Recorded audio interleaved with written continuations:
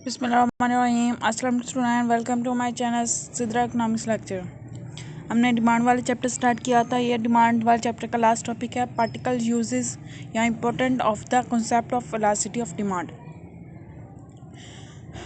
पिछले वीडियो में मैंने determinant of elasticity of demand बताया था।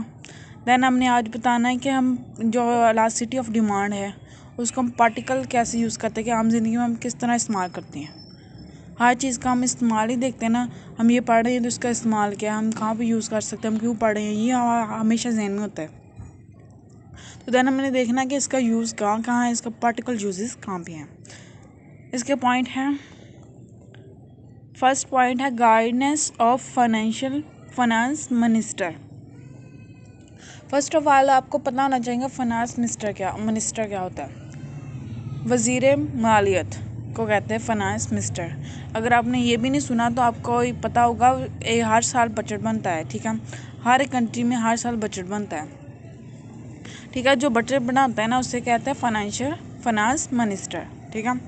फाइनेंस मिनिस्टर को ये गाइडेंस देता है, गाइडेंस ऑफ फाइनेंस मिनिस्टर, ठीक है। The tax is levied on commodity according to the elasticity of demand. उन्होंने क्या, हर एक चीज़ पर, हर एक कमोडिटी पर हम टैक्स लगाते हैं। हम टैक्स किसके अकॉर्डिंग लगाते हैं, अकॉर्डिंग और to the elasticity of demand. हर चीज़ पर टैक्स लगता है और हम टैक्स इलास्टिसिटी ऑफ डिमांड के अकॉर्डिंग लगाते हैं, ठीक है। The tax is levied on less elastic commodity and less tax on more elastic commodity. उन्होंने कहा हम हर चीज़ पर अलग टैक्स, हर चीज़ की इलास्टिसिटी के अकॉर्डिंग टैक्स लगाते हैं। और जिस कमोडिटी के लेस इलास्टिक हो, जो कमोडिटी लेस इलास्टिक हो उस पर हम ज़्यादा टैक्स लगाते हैं, और जो मोर इलास्टिक हो उस पर हम कम टैक्स लगाते हैं। In that way financial minister receive guidance. इस तरह जो फाइनेंशियल मिनिस्टर है वो गाइडेंस रिसीव करता है किससे, elasticity of demand. First of all आपको पता होना चाहिए कि लेस इलास्टिक कमोडिटी कौन से होते हैं और मोर इलास्टिक कमोडिटी कौन से होती हैं। मैंने अपनी पिछली वीडियो में बताया हुआ है determinant of elasticity of demand, जहाँ पे मैं रिपीट कर देती हूँ, ठीक है। लेस इलास्टिक कौन सी कमोडिटी होती हैं, ऐसी कमोडिटी जिनकी प्राइस में या किसी अदर फैक्टर में कोई भी चेंजेस आए, ठीक है।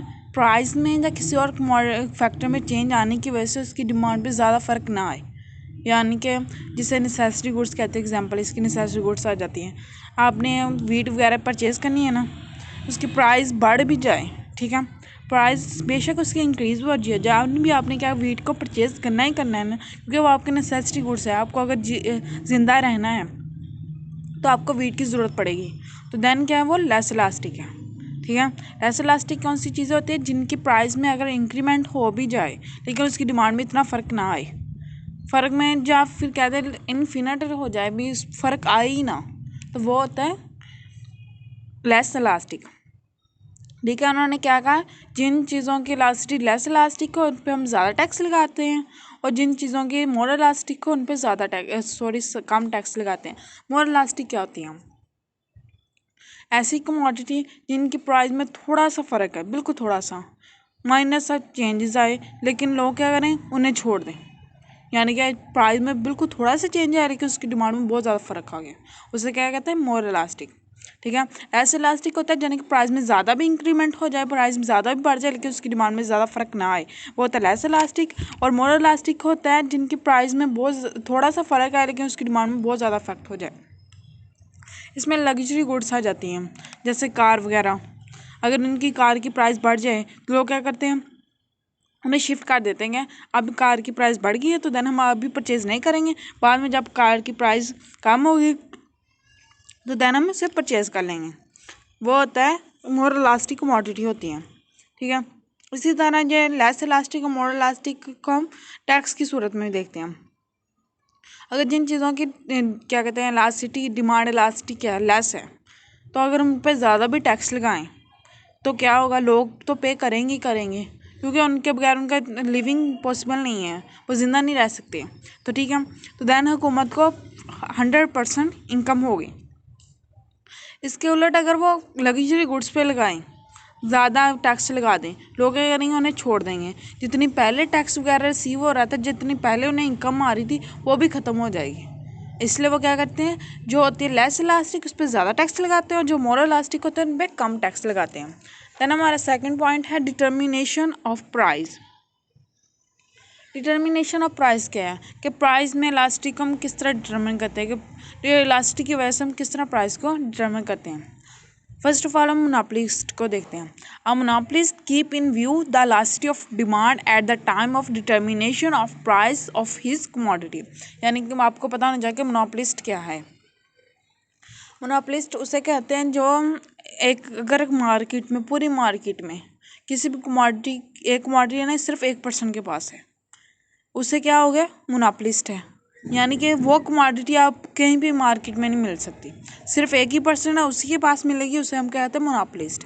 यानी कि मोनोपोलिस्ट के पास ये इख्तियार होता है कि वो किस तरह चाहे, जितनी मर्जी चाहे वो प्राइस बढ़ा सकें, क्योंकि लोगों के पास और ऑप्शन नहीं होता कि क्योंकि सिर्फ उन्हीं के पास, मोनोपोलिस्ट के पास ही वो कमोडिटी होती है, तो लोग उन्हीं से परचेज करते हैं। देन उन्होंने कहा कि जो मोनोपोलिस्ट है ना, जो भी प्राइस फिक्स करता है किसी भी कमोडिटी की, तो वो क्या करता है, अपने माइंड में क्या रखे, इलास्टिसिटी ऑफ डिमांड। किसी भी चीज़ की अगर प्राइस फिक्स कर रहा है, प्राइस डिटरमिन कर रहा है, तो उसने अपने जहन में क्या रखना, इलास्टिसिटी ऑफ डिमांड, कि इस चीज़ की डिमांड कितनी है। ठीक है, इलास्टिसिटी ऑफ डिमांड कितनी, ठीक है। The greater price of less elastic commodity is determined by the less price of more elastic commodity are determined because quantity demand change with great rate due to small change in price। Same वही बात बताई हुई है कि जो greater price है ना, हमने क्या करना, प्राइस जिन ग्रेटर प्राइस यानी कि ज़्यादा प्राइस हम किन कमोडिटी के रखने हैं, जिनकी लेस इलास्टिक डिमांड हो। ठीक है, लेस इलास्टिक कमोडिटी हो, जो लेस इलास्टिक कमोडिटी हो उनकी प्राइस क्या रखनी है, ग्रेटर प्राइस, यानी कि ज़्यादा प्राइस रखनी है। लेकिन जिन चीज़ों की प्राइस, उन चीज़ों की प्राइस कम रखनी है जिनकी जो इलास्टिसिटी है, इलास्टिसिटी ऑफ कमोडिटी क्या है, मोर हो। ठीक है, जिन चीज़ों की इलास्टिसिटी कम हो उनकी प्राइस ज़्यादा रखनी है, और जिन चीज़ों की प्राइस इलास्टिसिटी ज़्यादा हो तो उनकी प्राइस कम रखनी है। किसने रखना है, मोनोपोलिस्ट ने। क्योंकि जो थोड़ा सी चेंज होती है ना प्राइस में, उसकी वजह से हमारी डिमांड में बहुत फ़र्क आता है, तो इसलिए इसे अपने ज़हन में रखना है। The price discrimination policy is adopt due to different in elasticity of demand of same commodity in various market. यानी कि उन्होंने कहा कि जो एक चीज़ की ना मार्केट में, अगर एक कोई चीज़ है उसकी जो प्राइस है तो डिफरेंट होती है, हर एक मार्केट में डिफरेंट होती है। आप किसी भी क्या कहते हैं थोक फरोश के पास चले जाएं, यानी कि जो बहुत ज़्यादा जिसके पास माल होता है वो भी मार्केट में ही है ना, लेकिन उनकी प्राइस क्या होगी, उसी कमोडिटी की कम होगी। अगर आप किसी भी दुकान शॉप पे वगैरह जाएं वही चीज़ परचेज़ करने, लेकिन उस पर प्राइस पे बहुत ज़्यादा डिफरेंस होगा। क्यों होगा, लेकिन ये यही बता रहे हैं कि हर एक मार्केट में डिफरेंस, अपने वो माहौल के अकॉर्डिंग डिफरेंस प्राइस रखते हैं। ठीक है, देन हमारा थर्ड पॉइंट है determination of rent। When there is less elastic demand of any commodity and the demand of land increase by getting its more production, the rate of rent increase। इसका क्या मतलब है कि जब उन्होंने क्या, किसी भी चीज़ की डिमांड है, ऐसी किसी भी कमोडिटी की डिमांड है, उसकी डिमांड क्या लेस इलास्टिक हो, यानी कि उसकी प्राइस में बहुत ज़्यादा फ़र्क भी कर दे, उसकी डिमांड में ज़्यादा फ़र्क ना आए, देन क्या करेंगे, हम को जो भी चीज़ बना रहे हैं तो देन हम उसकी क्या करेंगे, उसकी लैंड, किसी भी जगह पे हम कोई भी चीज़ बनाते हैं ना, ठीक है, जिस जगह पे बना रहे हैं आपको पता चल गया कि उसकी जो डिमांड है वो लेस इलास्टिक है, देन आप क्या करेंगे, मोर प्रोडक्शन के लिए डिमांड कहते हैं लैंड को इंक्रीज़ करने की कोशिश करेंगे। ठीक है, जब आप लैंड को इंक्रीज़ करेंगे तो दैन ऑटोमेटिकली आपका रेंट भी इंक्रीज़ हो जाएगा। ठीक है, आप सिंपल वर्डिंग में इसमें ये बता सकते हैं कि जब आप कोई चीज़ बनाना शुरू करते हैं किसी ना किसी कंपनी में या कोई भी किसी जगह भी होती है ना कोई फिक्स्ड लैंड होती है। ठीक है, आपने कोई भी चीज़ बनाना शुरू की, आपको पता चल गया वो लेस इलास्टिक है, वो कमोडिटी की डिमांड। ठीक है, देन आपने अपनी कमोडिटी की जो डिमांड है उसकी प्रोडक्शन है उसको बढ़ाना चाहा, तो देन क्या होगा, आप अगर कोई भी चीज़ बढ़ाना चाह रहे हैं तो मज़दूर तो उतने, जगह भी उतनी है, तो आप कैसे बढ़ाएंगे, आप उस फैक्ट्री को बढ़ा देंगे, एक्सपेंड कर देंगे। एक्सपैंड करने के लिए आपको क्या चाहिए, ज़्यादा लैंड चाहिए। अगर आपके ज़्यादा लैंड पे काम करेंगे तो आपको ऑटोमेटिकली क्या है, रेंट ज़्यादा पे करना पड़ेगा। ठीक है। देन हमारा 4 पॉइंट है determination of fare. Determination of fare क्या है, such commodity which have be size and low price. कहना है उन्होंने क्या, ऐसी बहुत सारी चीज़ें हैं जिनकी जो साइज़ है वो बहुत ज़्यादा होते हैं लेकिन उनकी जो वैल्यू होती है वो बहुत कम होती है। इस तरह की जो कमोडिटी होती है वो क्या होती है, मोर इलास्टिक कमोडिटी होती है। ठीक है। उन्होंने क्या, ऐसी कमोडिटी जिनका साइज़ ज़्यादा हो लेकिन उसकी वैल्यू कम हो, वो कौन सी कमोडिटी होती है, लेस मोर इलास्टिक कमोडिटी होती है। ठीक है।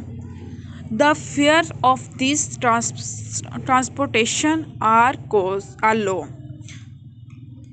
तो देन उन्होंने क्या कहा, जो उनका ट्रांसपोर्टेशन कॉस्ट है तो हमने क्या रखनी है, उसकी ट्रांसपोर्टेशन कॉस्ट को हमेशा लो रखना है, कम रखना है।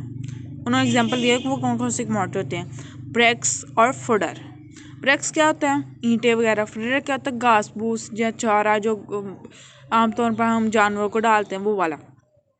ठीक है। वो क्या होता है, कम हो, उनके वज़न तो ज़्यादा होता है लेकिन उसकी वैल्यू क्या होती है, बहुत कम होती है। इसके आप अगर कंपैरिजन करें गोल्ड के साथ, मशीनी के साथ, तो आपको पता चल जाएगा इनकी प्राइस में कितना ज़्यादा डिफरेंस है। ठीक है। ऐसी कमोडिटी जिनकी साइज़ बड़ा हो, उनकी प्राइस वैल्यू कम हो, वो मोर इलास्टिक होती है। देन हमने उस पर क्या, ट्रांसपोर्टेशन कॉस्ट भी कम लगानी है ताकि अगर ट्रांसपोर्टेशन आप कॉस्ट दूसरी चीज़ों के अकॉर्डिंग लगाएं जो लेस इलास्टिक हैं तो देन क्या हो जाएगी, उनकी प्राइस बहुत ज़्यादा बढ़ जाएगी। तो जो पुअर पीपल है उन्हें परचेज़ नहीं कर सकें। तो आपने उनको माइंड में रखते हैं उनकी ट्रांसपोर्टेशन कॉस्ट को कम रखना है। देन हम दूसरी चीज़ों की तरफ आते हैं। ऐसी commodity, such commodity are less elastic which have small volume and more value. ठीक है। उन्होंने क्या, ऐसी कमोडिटी जिनकी जो होती है स्मॉल वॉल्यूम होता है, यानी कि साइज छोटा होता है क्योंकि उसकी वैल्यू बहुत ज़्यादा होती है, वो क्या होती है, लेस इलास्टिक होती है। The high fare of transaction of this commodity is determine. Then उन्होंने क्या कहा, उन पर क्या ट्रांसपोर्टेशन कॉस्ट क्या रखे, ज़्यादा भी रखे तो आप वो पे कर सकते हैं। ठीक है। क्योंकि वो क्या है, लेस इलास्टिक है। उन्होंने एग्जाम्पल दिया मशीनरी। ठीक है।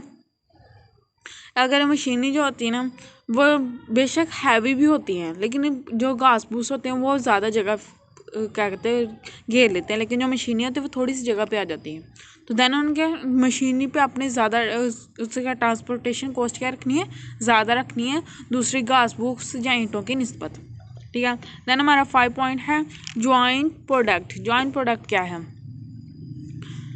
The relatively more price will be determined of commodity jointly produced with have a relatively less elastic demand।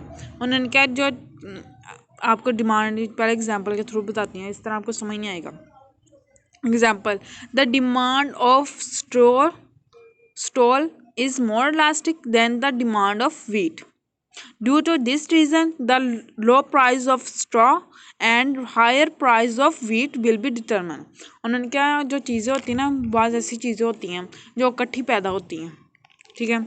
आपने कभी देखा होगा कि जब भी आप किसी गांव वगैरह में जाएं, गंदम जब जिस वक्त निकलती है, ठीक है, तो क्या होता है, एक साइड से गंदम निकल रही होती है, दूसरी साइड से क्या निकल रहा होता है, स्टूल, यानी कि जो भी घास फूस जो जानवर खाते हैं वो वाला निकल रहा होता है। ठीक है। उन्होंने क्या, ऐसी बहुत सारी चीज़ें हैं जो इकट्ठी जॉइंटली होती है, प्रोड्यूस होती हैं, लेकिन उसमें क्या होते हैं, जो जॉइंटली प्रोड्यूस होते हैं उसमें बाज़ ऐसी कमोडिटी होती है जिनकी इलास्टिक क्या होती है, लेस इलास्टिक होती है, बाज़ ऐसी होती है जो मोर इलास्टिक होती है। देन उन्होंने एग्जांपल दिया वीट की। जो वीट होता है वो क्या, उसकी होती है डिमांड क्या होती है, लेस इलास्टिक होती है। जो स्टॉल होता है उसकी डिमांड क्या होती है, मोर इलास्टिक होती है। स्टॉल का आपको पता चल गया क्या होता है, स्टॉल का मतलब होता है जो भी घास फूस या फिर कह लें आम तौर पर पंजाबी में कहते हैं तूड़ी। ठीक है। वो वाला है ये स्टूल, इन्होंने रखा हुआ है यहाँ पे वर्ड। ठीक है। इसकी वजह से हमने क्या करना है, जो स्टूल की प्राइस है वो कम रखनी है और जो प्राइस है वीट की उसे ज़्यादा रखना है। ठीक है। देन हमारा 6 पॉइंट है nature of the commodity. Nature of commodity, nature of commodity क्या है, such commodity those cross elasticity is positive are called substitute and such commodity those cross elasticity is negative are called complementary commodity. सबसे पहले आपको पता होना चाहिए cross elasticity क्या है, सब्स्टिट्यूट क्या है और कंप्लीमेंट्री कमोडिटी क्या है। मैंने अपनी पिछली वीडियो में ये बताया हुआ है, देन मैं यहाँ पे रिपीट कर देती हूँ। क्रॉस इलास्टिसिटी ये होता है कि अगर किसी चीज़ की कमोडिटी की प्राइस, अगर एक कमोडिटी की प्राइस बढ़ी है, दैन क्या बी कमोडिटी की डिमांड कम हो जाए। प्राइस एक ही हुई है, डिमांड इफेक्ट किस में हो, कमोडिटी बी के, तो वो होता है क्रॉस इलास्टिसिटी। ठीक है, देन आता है वर्ड सब्स्टिट्यूट। सब्स्टिट्यूट क्या है? सब्स्टिट्यूट होता है नेम और बदल, जिसे उर्दू में कह सकते हैं हम। ठीक है, ऐसी कमोडिटी ऐसी कोई भी चीज़ जिसका सब्स्टिट्यूट मौजूद हो, जैसा कि टी का सब्स्टिट्यूट है कॉफ़ी। ठीक है, पेन का सब्स्टिट्यूट है बॉल पेन। ठीक है, वो क्या सब्स्टिट्यूट है। अगर एक चीज़ की प्राइस में इंक्रीमेंट भी हुआ तो आप क्या छोड़ देंगे, दूसरी की तरफ चले जाएंगे। वो इस तरह पॉजिटिव उन्होंने क्या इलास्टिसिटी है इनके। पॉजिटिव इलास्टिसिटी किस तरह उन्होंने बताई है कि जब किसी भी चीज़ की कमोडिटी बढ़ती है, किसी भी कमोडिटी जब प्राइस बढ़ती है तो देन हम क्या करते हैं, शिफ्ट कर देते हैं उसके सब्स्टिट्यूट की तरफ। तो देन क्या है, इससे एक कमोडिटी की प्राइस बढ़ी, दूसरी कमोडिटी की डिमांड बढ़ गई। एक की प्राइस बढ़ी, दूसरी की डिमांड बढ़ गई, दैट मीन इसमें क्या पॉजिटिव रिलेशनशिप है। एक की प्राइस बढ़ने से दूसरे में पॉजिटिव इफेक्ट है, वो उन्होंने पॉजिटिव इलास्टिसिटी का इसको नाम दिया हुआ है। ठीक है, ये हो गया सब्स्टिट्यूट। दाम देन आता है कम्प्लीमेंट्री कमोडिटी। कम्प्लीमेंट्री कमोडिटी ऐसी होती है जो जॉइंटली इस्तेमाल हो। ठीक है, उससे ऐसी कमोडिटी होते हैं जो जॉइंटली इस्तेमाल हो, जैसे पेन और इंकपोर्ट, मोटरसाइकिल और पेट्रोल। ठीक है, ये क्या जॉइंटली इस्तेमाल होते हैं। अगर आपके पास पेन हो लेकिन इंकपोर्ट वहाँ हो तो आप पेन को यूज़ कर सकते हैं, नहीं कर सकते। अगर वो आपके पास दोनों होना लाजमी है। ठीक है, इसमें इन्होंने नेगेटिव रिलेशनशिप किस तरह का है, नेगेटिवली किस तरह है। नेगेटिवली इस तरह बता रहे हैं कि अगर आपकी पेन की प्राइस बढ़ी है, ठीक है, देन आपने क्या किया, पेन को छोड़ दिया, छोड़ दिया, उसकी डिमांड कम कर दी। पेन की प्राइस बढ़ी, आपने उसकी डिमांड क्या कम कर दी, और डिमांड पेन की डिमांड कम होने के साथ किसकी डिमांड भी कम होगी, इनपुट भी क्या नेगेटिव इफेक्ट कर रहा है कि एक की कम होने से दूसरी की कम होगी। उससे सब्स्टिट्यूट में क्या होता है, जब एक की डिमांड कम होती है दूसरी की इंक्रीज हो जाती है। इसमें क्या होता है, अगर एक की कम हो तो दूसरी का ऑटोमेटिकली कम हो जाएगी। क्योंकि अगर आपके पास बाइक की प्राइस बढ़ गई तो आपने बाइक परचेज ही नहीं की, तो आप बेशक पेट्रोल की प्राइस ना बढ़ जाए, कम हो जाए, तो आप पेट्रोल को रखिए क्या करेंगे, यूज़ नहीं कर सकते ना। इसलिए ये नेचर ऑफ कमोडिटी के आ जाते हैं। देन हमारा लास्ट टॉप पॉइंट है incidents of tax. Incident of tax क्या है? The division of incident of tax on commodity among produced and consume in according to the elasticity of demand.